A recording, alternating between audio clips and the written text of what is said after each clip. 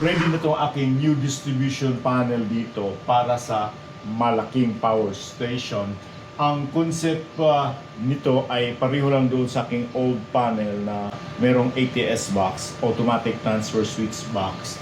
May kunti lang pagkakaiba dito. Panoorin ang video nito as I walk you through how I set up these boxes. Una sa lahat, mag-subscribe muna kayo sa aking channel para suportahan ito. You may also join this channel as a member to avail of exclusive perks like priority in comments reply and early access or exclusive access to some videos for members only. You can also help fund some projects here by sharing super thanks. Wow! Ang paggamit ng power station ay matuturing na isang plug-and-play solar power system dahil sa simplified operation and installation nito. Kailangan mo lang ng solar panel at kable, aandar na agad ito. Ang isang power station ay meron ng mga main components na kailangan sa isang solar power system, kagaya na lang ng solar charge controller na nag-process ng kuryente mula sa solar panel at nag-charge ng baterya. Yes, meron ng baterya sa loob ang power station. Nasa loob na rin ng isang power station ang inverter na nag-convert ng DC power to usable AC power like 220 volts. Kung wala ng sikat ng araw, ito'y papaanda rin sa pamamagitan ng baterya. Meron na ring protection devices sa loob ng power station katulad ng breakers at fuses. Meron din itong mga control devices. So, wala ka ng ibang gagawin kundi pagsaksak na lang ng solar panel sa power station. Pero para sa home backup, ito'y nangangailangan ng switching system tulad ng paggamit ng iilang breakers at automatic transfer switch o ATS. Ang ATS ay isang selector switch na ginagamit pag-select kung saan ka kukuha ng kuryente, mula sa grid o sa solar power.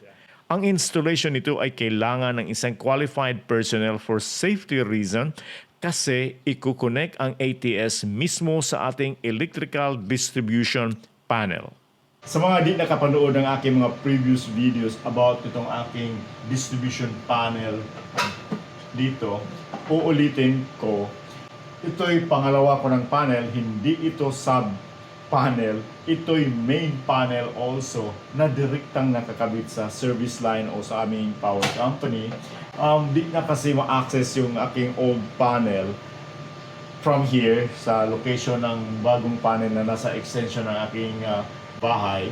And secondly, mas marami ang mga breakers dito kaysa yung old panel. Yung old panel ay meron lang isang main breaker at 5 sub-breakers.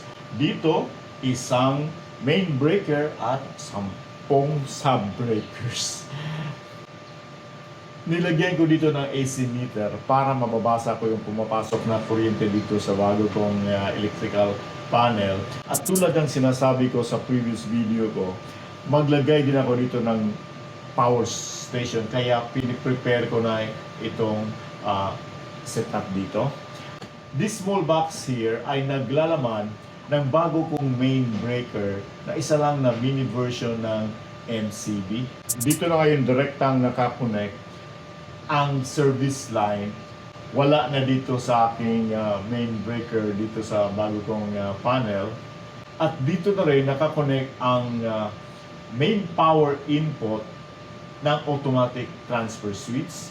So mula sa service line, hindi dumaan dito, dumiretso dito sa mini version ng MCB. Then ang out dito, ang baba nito, pumasok dito sa input para sa main power ng automatic transfer switch. Ang output naman ng ATS ay siyang nakakonek na yon dati sa aking main breaker. Okay, again, ulitin ko, mula sa service line, papunta dito, then ang out dito, papunta sa input ng main power sa ATS. Ang out ng ATS ay dumaan or pumasok na dito ngayon sa aking dati na main breaker. Since this is RCCB, nakakomply pa rin ako sa requirement ng aking power company. Kung merong electrocution dito sa sub-breakers, sa load side, mag-shut off pa rin itong aking main breaker dito na RCCB. Wala akong load na nilagay dito sa bagong main breaker except lang itong ATS. Ang reserve power input ng ATS box ay connected naman dito sa isang breaker bago pa ang kable dito na nakahanda para sa power station. Tulad ng aking unang ATS box, niligyan ko rin dito ng LED indicator lamp, red for the main power at green naman for the reserve power. Naglalagay rin ako dito ng hot aerosol fire extinguishers and also this one for protection. Itong AC meter ay nakakonect sa line side dito ng bago nating main breaker para in case of power outage, malalaman ko agad na walang power kasi mag-off to.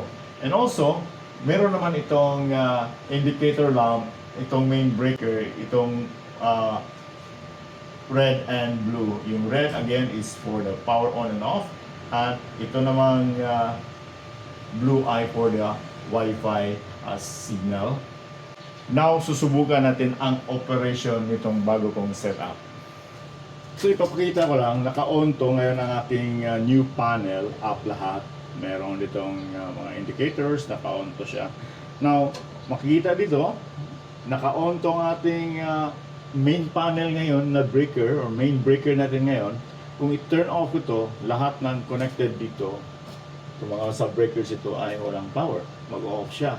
So, for the purpose of demonstrating, i-turn off ko tong aking second panel dito. Patay. Okay? Makikita dito, 000 watt na ang consumption niya. So, walang consumption. I-turn off ko muna to dito. Ang display dito, as I've said, connected ito sa service line before nitong main breaker natin ngayon. Kaya mamonitor ko na meron pa rin power mula sa ating power company kasi nag-on to. At saka, makita niyo dito, meron siyang Wi-Fi signal. Okay? Now, i-on ko. Hindi pa nag-on ang aking breaker dito, lahat, kasi naka-off pa yan. Pero, mababasa dito, meron ng 2.7 watts. Itong power na yan ay consumption yan nitong breaker dito at saka itong mismo ng meter kasi it also consumes power para mag-operate siya. Now, i-on ko tong ating RCCB dito. So, lahat ng ating mga devices ngayon na connected dito ay nag-on lahat, diba? Narinig na yung mga sound niya. So, ganoon ang nangyari. Para sa ating power station, itong ating connection dito, for now, nakakonect to siya sa aking power station, yung River 3 Plus, temporarily. Kaya makikita dito, meron siyang signal sa Wi-Fi dito. Kung tatanggalin ko to, nag-off ang ating breaker dito kasi wala na siyang power. So, saksak ulit. For demonstration purposes, mag-on yan.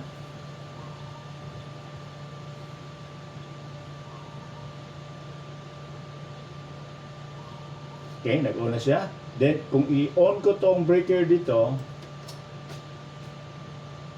may power na galing dito sa ating power station. Pumasok na siya dito.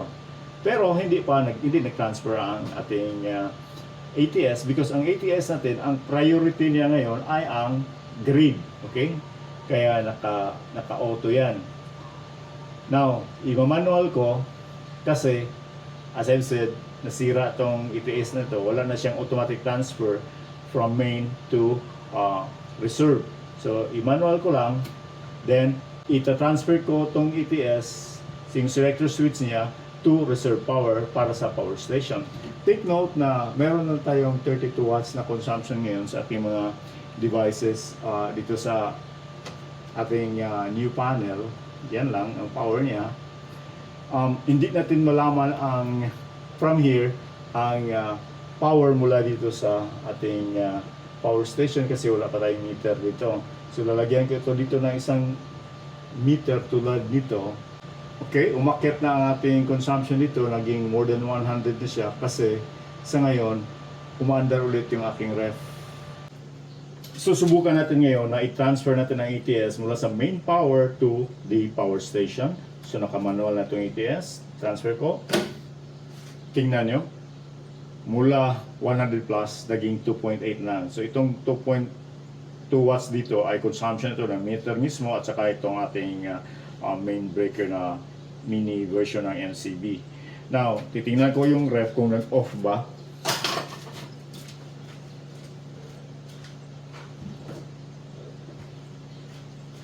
Hindi nag-off ang ref. So, meaning, okay ang ating ATS. Now, ibalik ko ang ating ATS. Ito-transfer ko to main kasi na-prove natin na gumagana yung ating power station na connection dito. Take note na maliit lang ito, 2 watts lang. So ito-transfer natin, ilagay natin sa automatic para mag-transfer from reserve to main power. Take note, mangat siya ulit ang ating metro dito. At wala tayong narinig na sound from my devices, meaning walang nag-shut off na linya.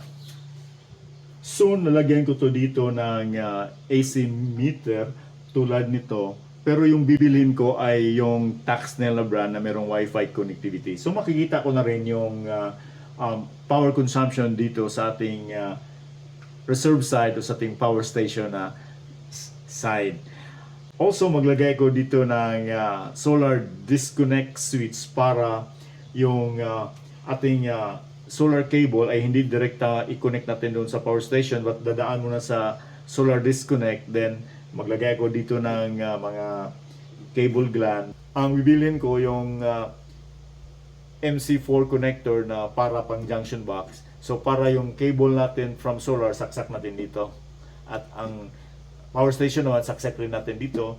Doon connected sa ating solar disconnect switch. Para safe tayo in case tatanggalin natin ang ating solar panel or ang ating power station, pwede tayo mag-switch muna dito sa solar disconnect switch. I-off muna natin para safe siya. Walang sparks. In the meantime, maghanap muna ako ng pambili ng power station.